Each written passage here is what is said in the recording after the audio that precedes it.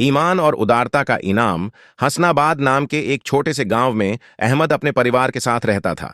मेहनती किसान अहमद रोज खेतों में कड़ी मेहनत करता, लेकिन उसकी कमाई परिवार की जरूरतें पूरी करने के लिए मुश्किल से ही काफी होती। फिर भी वह और उसकी पत्नी फातिमा हमेशा अल्लाह पर भरोसा रखते और हर मुश्किल को एक इम्तिहान समझकर स्वीकार करते। एक दोपहर जब अहमद काम से लौट रहा था, उसने देखा कि फातिमा नमाज के बाद दुआ में मग्न थी। उसकी आवाज में उम्मीद और भरोसे की मिठास थी। शाम के खाने के लिए पूरा परिवार एक साथ बैठा ही था कि दरवाजे पर एक हल्की दस्तक हुई। अहमद ने दरवाजा खोला तो सामने एक बुजुर्ग मुसाफिर खड़े थे। उन्होंने मुस्कुराते हुए कहा, सलाम भाई। उन्होंने अपना नाम यूसुफ बताया और कहा कि वह रास्ता भटक गए हैं। अहमद ने उन्हें अंदर बुलाया।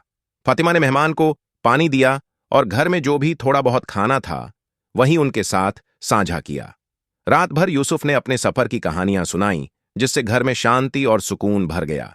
जब वह जाने लगे तो उन्होंने अहमद को एक छोटी सी थैली देते हुए कहा, यह तुम्हारे मेहमान नवाजी का इनाम है। अहमद ने लेने से मना किया, लेकिन यूसुफ ने मुस्कुराकर कहा, अल्लाह ने मुझे तुम्हारे पास भेजा है और तुम्हें इस इनाम का हकदार बनाया है।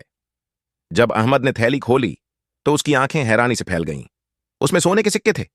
पूरे परिवार की आंखों में खुशी और शुक्राने के आंसू आ गए। सभी ने सजदा किया और अल्लाह का शुक्र अदा किया।